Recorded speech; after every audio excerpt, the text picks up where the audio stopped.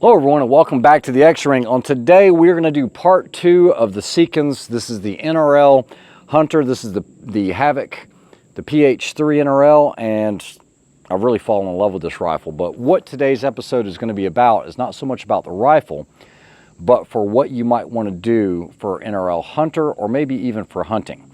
Do you want to run a suppressor? Do you want to run a suppressor with a brake? So we have some things here from not only Silencer Co, but Silencer Shop. We also have Recoil-X. Or would you be better off running something like a muzzle brake? So for competition, maybe you want to control that recoil a little bit better. The downside of the suppressor, you're going to have to deal with mirage.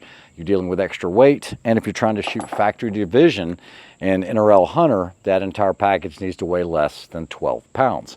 I can tell you, this rifle, the way that it sits with all the bells and whistles, with the exception of the trigger cam, comes in at 11 pounds, 9 ounces. So easily makes weight. It has the rail on here from Servos Manufacturing. So I'm going to go through all of these parts that I was able to obtain. Everything from MDT. Big shout out to all the companies that helped support this video. I've got the triple pull. We'll talk about the weight, what you can and can't do. And we'll get started here in just a minute, so stick around.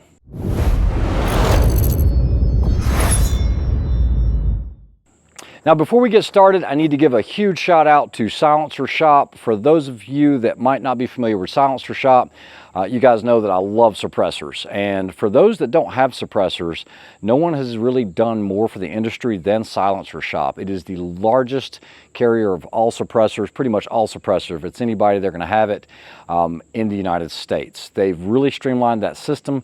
There's over 6,000 dealers in the United States that have the Silencer Shop kiosk where you can do your fingerprints, photographs.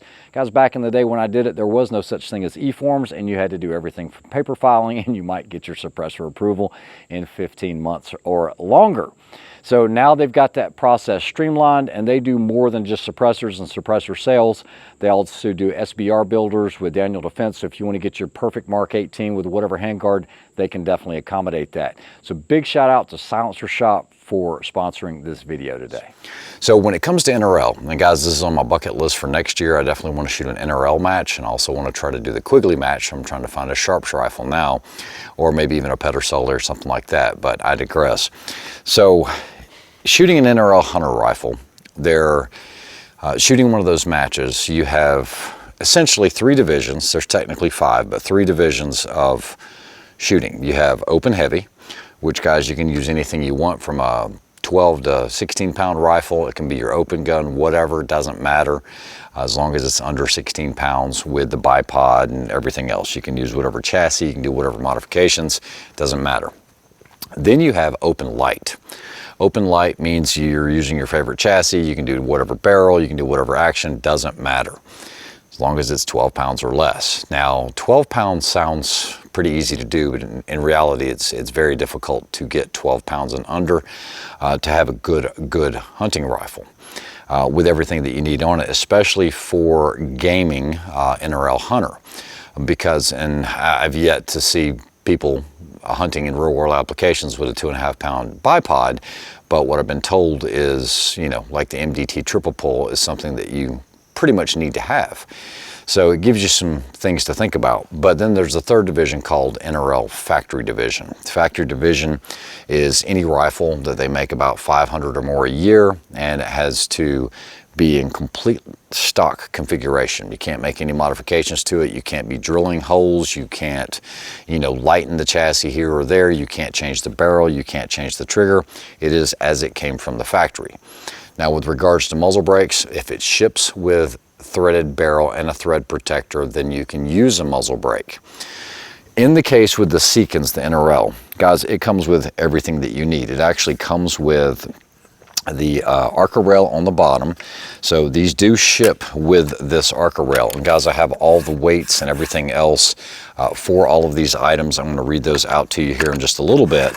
But it comes with the rail. So you've got the Arca, so you can use it on a tripod, use whatever bipod you'd like on it. But it also comes with the muzzle brake. So these things are included within that price.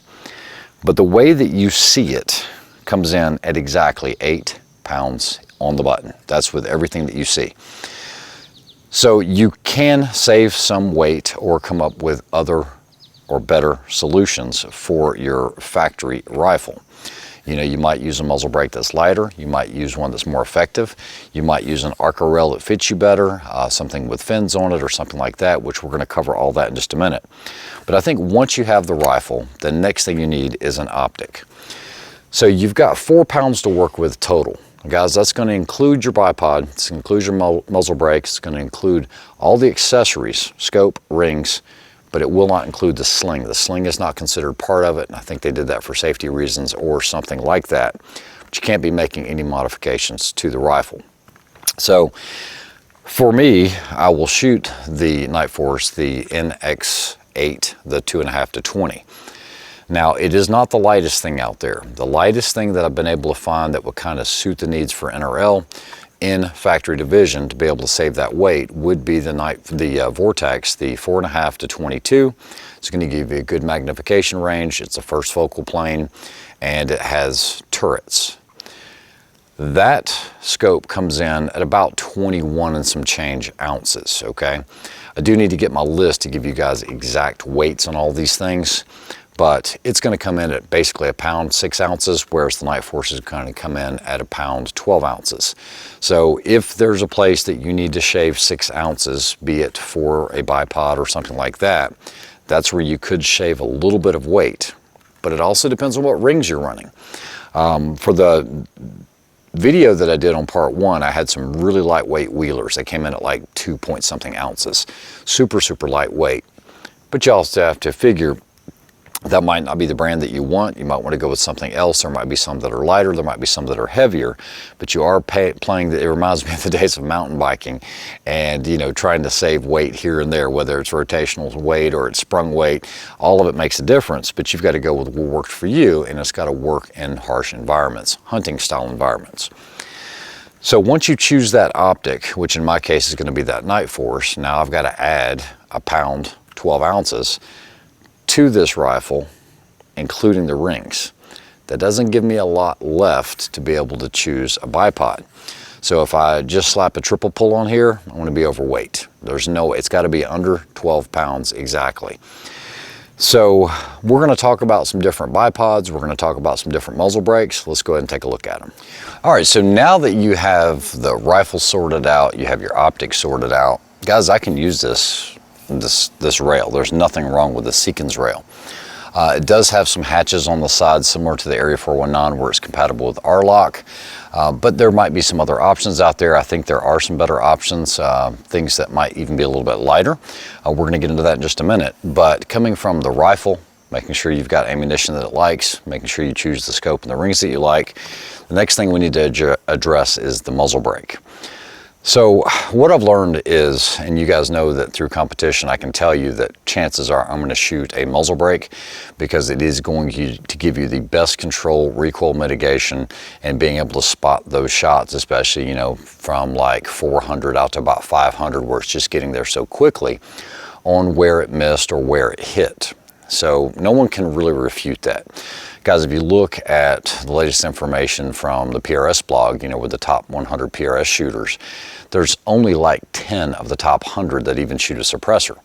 And those that do shoot a suppressor are shooting something, the original OG, most of them are shooting the Area 419. This is the Maverick.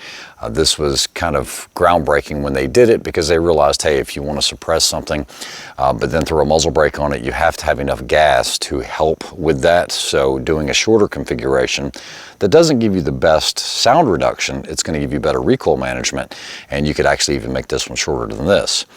But only 10 shooters out of the top 100 in PRS are shooting suppressors. And the reason is it doesn't work as well as a good muzzle brake. The other thing is you also have to deal with mirage. It doesn't take many shots, especially on a longer can. To get mirage, you're going to have to run a cover, especially if it's not windy. That wind not coming over the top of this, you're going to see it. You're going to have a blurry target. You're not going to be able to deal with it for precision type shooting. However, in NRL Hunter, 40 to 50% of the guys are actually running suppressors, just like you probably would in hunting. Still not going to be hearing safe, especially with any centerfire rifle, but it does make it a lot more manageable, and you're not going home with a headache at the end of the day. So that's what you've got to decide. We're going to cover both of these and do some configurations with both. However, if you're going to consider a muzzle brake, there's a couple of good ones that you could spend the extra money on if you were wanting a different muzzle brake. One is by Axisworks. This is the Enabler. I featured this on part 1. The Enabler actually comes in, I'm having to look at my notes here, but this comes in at 3.9 ounces. Now the Seekins actually comes in at 3.7, so you're actually adding 0.2 of an ounce by going with this, but this is a 4-port, smaller 4-port, smaller in diameter. The Enabler is rather large. Both of these are self-timing, but this one is an extremely effective brake. Comparing these two, I will say definitely hands down this one controls, especially the rise on it, shooting off a tripod or something like that, and this is a good one to go with. However, the Axisworks is going to come in somewhere between $190 to $270, depending on the finish, depending on how it's set up. Now, you know, you don't have to spend the money on it because this brake works really well, but this gives you a way of controlling that recoil a little bit better. Now, another good option is going to be the Highland Canyon. Now, they make these in 2 different models. One is going to be the Apollo and the other one's the Cronus. One is more for range use, one is for lightweight hunting use. And when I say lightweight, guys, this thing is crazy lightweight. This thing comes in at just a little over 2.9 ounces, I think it is. It's super lightweight, and it is configurable with a titanium insert for whatever caliber. So you can really tune it to whatever caliber you're shooting. In this case, it's a 6.5 Creedmoor. This one has a 6.5 aperture in it. It is self-timing, but this one's going to run you about $275, and that one's from Highland Canyon. So where I gained some weight on this one, I could actually be losing some weight with this one. So guys, what I'm trying to give you is information on what you can do to save some weight here or put some there. And depending on the effectiveness, like I said, you could run it the way it comes in its factory configuration, but I'm trying to show and tell you guys the options. Now, as far as, let's say you want to run a suppressor, the Area 419 is a great choice because you do have the recoil mitigation, but then there's some other ones out there as well. You have the Thunder Beast, but the Thunder Beast has this is the Magnus SSRR, I believe it is, and this is an extremely effective suppressor. Now, one of the greatest options that I found is the Silencer Co. Scythe, the TI. That is an impressive can, not only in sound reduction, but also in weight. You're only looking at about 8 ounces or so, but it is going to be a lot more than a muzzle brake. Also, keep in mind, you're going to have to run a suppressor cover, so that's going to make the weight of any of these go up. Could also affect the harmonics of these thinner barrels, so make sure that you're testing it with the ammo that you need, because just changing weights of different suppressors can make your rifle do some crazy things with the same ammunition. Now, while the Scythe is one of my favorites, one of the things it doesn't have is a lot of recoil reduction. But there is an option out there, guys, if you wanted to spend, this is going to be about $1,000 or so, you know, from Silencer Shop. But another option is the Recoil-X. Guys, I've shown you this before, but not this one. This one is something that Kaysen's been working on that works not only with the Silencer Co., the Scythe TI, but it also works with the Magnus, the SSRR by Thunder Beast, and man, it is not the same product that it was before. So aesthetically, it will now look something like the Maverick, but it's super lightweight, being titanium, and you're gonna have a self-timing collar here that you can use the spanner wrench that actually comes with the Silencer Co. And now you have the best of both worlds. So you're going to be adding some length, you're going to have to add a suppressor cover, but now you've got great muzzle reduction, blast reduction out of this can, so you're not going home with a headache. This is going to run about $275 or so. So guys, all of this stuff is starting to add up quite a bit, but these are things that you need to think about. But we still haven't gotten to the heavy stuff yet. When we start getting into bipods, so at this point, you figured out your rifle, whether it's a, you know, Tikka, which guys, that's going to actually come in at 8 pounds, 13 ounces, whereas this one here with all the stuff on it only comes in at 8 pounds. You're going to be dealing with another 13 ounces of weight. No muzzle brake. No muzzle brake. Okay, completely lost it, and the trigger cam actually popped me in the head, so that wasn't too nice. Now what we'll do is we will tell the difference and see the difference with a suppressor. Now this is the Scythe TI without the Recoil-X. I'm going to go ahead and insert a magazine. We'll hold this at 2. Much softer. We'll hold this at 2. Much softer. I mean, the trigger cam did not even come close to hit my face. This should be about 2.5.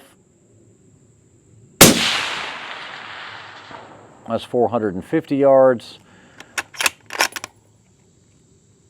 We'll go 3. Guys, I'm already starting to get mirage off the suppressor, as you guys can probably see, and we're only on 12 power. Let's get a little more heat into it. No idea where it's sitting. You see how milky that is?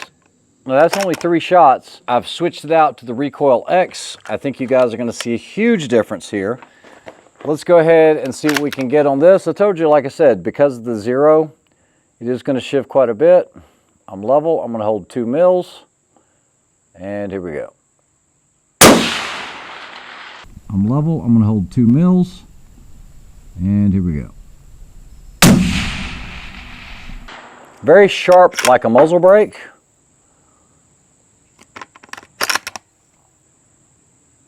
But comfortable.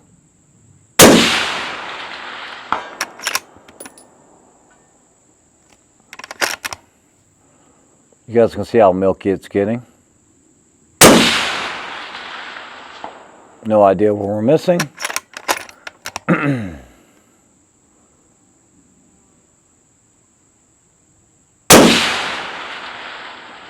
So we're still running high on this velocity. It might just because I'm shooting 140. Like I said, not making excuses.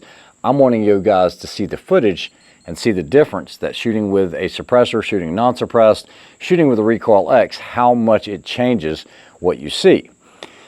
Now, let's go ahead and do a muzzle brake and see how effective that is. And like I was stating to you guys, we're gonna miss a lot because we don't have this stuff dialed in. But are you able to see anything through the trigger cam on where our misses are, where our hits are, okay? So here we go with the Axisworks muzzle brake. Let's go a little low because we don't have all the way to the can. Let's go a little low because we don't have all the way to the can. Wow, that was super, super effective. Like, you could see a lot. Even with this tripod rocking backwards, if I would have braced it a little bit better, you would have definitely been able to see the impact or the miss much better. So now you've seen some of the differences with the muzzle brakes, and then now you can consider whether or not you want to run a suppressor or a suppressor with some type of muzzle brake on it. There are a lot of really cool things that are coming out on the market, and this is really kind of the purpose of the video. Now, it can be a money pit just like anything else, and there was 2 other divisions that I didn't mention, and one is going to be the team division, which is the same thing, it's just now it's a 2-man team, and there's another one called a skills division. Guys, just keep in mind, if you're able to get signed up for an NRL hunter match, if you've got a 22-pound PRS rifle, then by all means you're welcome to shoot it. You'll just have to shoot it in the skills division. It's also a great division if you're a newer shooter or you've never done NRL for time. You're basically going to get 4 minutes, and with those 4 minutes, that's going to include coming up to the stage. They're going to say, are you ready? Here's your center, left limit, right limit, begin. You have to actually find these targets on a clock. It's very similar to the way Competition Dynamics has been running their matches for years and years. Their Safari and Team Steel Safari, and I think NRL was just more of a standardized and more, you know, US global now, because now they're starting to do matches in the UK and Canada and all these other places. It's just a format that's just more far-reaching. This is why they fill up so quickly. So if you definitely want to shoot one, as soon as you find out when registration is opening, definitely sign up for it. Otherwise, you're not going to get in on it. But they do have skills division for that. Now, it's not the most difficult thing. Typically, it's going to be one of 3 things. You're going to have either 4 targets, 2 targets, or 1 target. So when you pull up, there might say, all right, you got 4 targets, 4 positions, begin. Or it might be you've got 1 target, 4 positions. Or it might be 2 targets, 2 positions. It's really up to them on the stage planning on that, but basically, if you get a first round impact on a target, you get 2 points. You're allowed to shoot at it 1 more time if you missed. If you didn't miss, great, you get your 2 points, move on to the next target or next position. The maximum you can get on any stage is 8 points. So if it was one target with 4 different positions, you'd hit it from this position for 2, this one for 2, this one for 2, this one for 2. Or it could be one position, one target, one position, one target, one. You get the idea. It's pretty simple, pretty straightforward. The other thing about it is, and there is a little bit of variation on this, and guys, I've consulted with guys that never miss these matches. Per the rule books, it's supposed to be a left or right target array. Sometimes, what I've been told is, like in Canada this year, they actually did a right to left array. Not that big of a deal. But the key thing is, unlike competition dynamics, your very first target will have like an 18 by 24 inch placard designating, hey, this is the first target. And they'll tell you, is it near to far or possibly far to near, and usually left to right, but sometimes right to left. So pretty cool format. It is really supposed to promote good hunting, kind of knowing your abilities, and you know, most targets are going to range from, geez, however many yards, a couple of 100 yards, 200 yards, all the way on out to wherever, you know, 1,000 plus yards if you need to. So those are the all 5 divisions.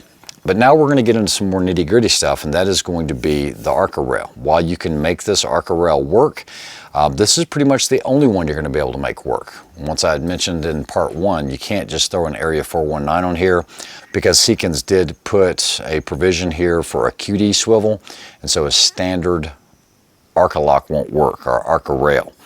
So Servos Manufacturing, these guys make some incredible stuff, and man, it matches this rifle perfectly. I've had it on here, and this right here is specifically made for the Havoc 3. They also had them for the PH2 NRL as well, but those guys were extremely supportive in sending me one of these. I did purchase one of them, but they also wanted me to show the other one. But on this rail here, you're looking at 4.3 ounces, so it's just a little bit, like literally 1/10 of an ounce heavier than the Seekins rail. But what I like about it, it does open up that QD spot. It's a great color, and it doesn't have that R-lock system, which I really don't have any tripods or anything that have that R-lock. And while they have radius these corners, I mean, Seekins does a great job with everything, it just gives me another option for it. The other thing is it is a longer rail, but they also offer one with the fins on it. So just think of them as Baker wings, but it's still going to have the ARCA rail. You're not having to make any modifications whatsoever, because you can't, to the rifle. And this will be support if you're shooting off of some type of bag where you're going to have better stability. Now guys, this one comes in at $175 if you want to go with this one from Servos, and it's going to come in at 5.1 ounces. So 4.2 as opposed to 5.1. You're gaining quite a few ounces when you step up to this rail, because you just have a lot more material. But now comes the big one. Once you've decided on a rail, now you've got to get a bipod. And this is where things can get a little disastrous. What I've been told is you want something extremely versatile, something that can extend to a long length, but that does not come for free. Guys, one of the things that I keep hearing over and over again is that you want to definitely take a look at the MDT triple pull. You guys might be familiar with this. For those that are not, this will extend to 36 inches tall, and it will give you a way to basically get over high grass, use props on the rear for the bag support, and have this extended up front, because remember, it does go to 36 inches. Very fast to deploy, very heavy, very expensive. Guys, this comes in at $1,000, and most people I know are not going to spend $1,000 on a bipod. However, if you go to any of these NRL hunter matches, you're going to see tons and tons of these. Guys, this is also extremely heavy as well. This one comes in at 2 pounds 6 ounces.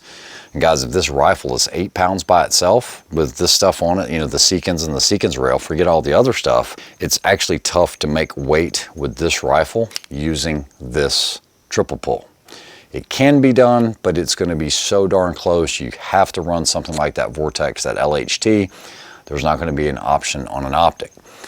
Now, for those that say, hey, I don't want to spend that and I don't need 36 inches, you could also go with a double pull, but you're not going to get near the height on this, but you're still looking at $800. Guys, MDT makes some phenomenal stuff. You know, I reviewed the Mountain Light when I did the Tikka Ace game. Guys, this right here, this will save a ton of weight.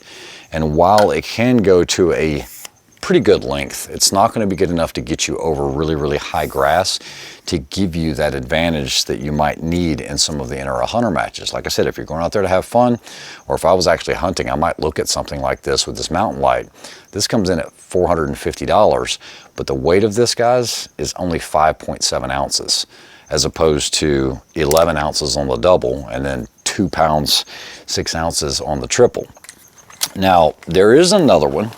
Before anyone starts making faces or anything else, because a lot of these are actually showing up at the NRL Hunter matches, I had the pleasure of meeting with Drew, the owner and inventor of the Tricer bipods and tripods, in South Dakota about 3 weeks ago. I was there for an event, ran into him, recognized him, and he had one of these, and I was extremely impressed with it. Now, it does have some limitations, okay? This is made overseas. This is not made in the United States, but the price point is very attractive, number one, because on this one you can get the Tricer for $360, $350 or so.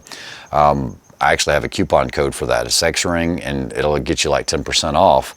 I don't get any kickback from any of these things, guys. It's just a way to pass on the savings to you guys. But this actually extends to 30 inches. So it is one of the longest that I've seen. It actually comes with some short legs for just normal use if you don't need it for hunting. Comes with 2 sets of feet, gets the rubber feet and then the metal feet here. You do have ARCA as well as a Picatinny comes with it. So this works really, really well. With an ARCA, it's got a quick adjust here so that if you wanted to run it on different, you know, if you guys haven't run into ARCAs that are different widths, this gives you a quick way to put it on there and adjust it. You can do 45 degrees, you can do vertical, but you're going to be giving up about 6 inches of height. It does take a little longer to deploy as well because you do have the carbon fiber legs with the twist locks rather than having the pull ones like you do on the MDT. But remember that weight, it still comes in under a pound. It's 15.5 ounces, and it is an option. It has pant, it has cant, it has all of that, but it is an alternative. So definitely check out that Tricer-RP if you don't want to spend $1,000.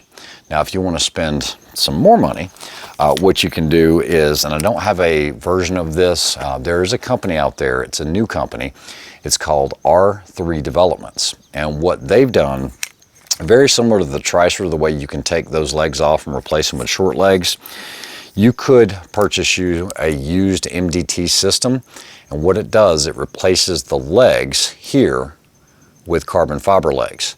The thing is that thing will go to 40 inches.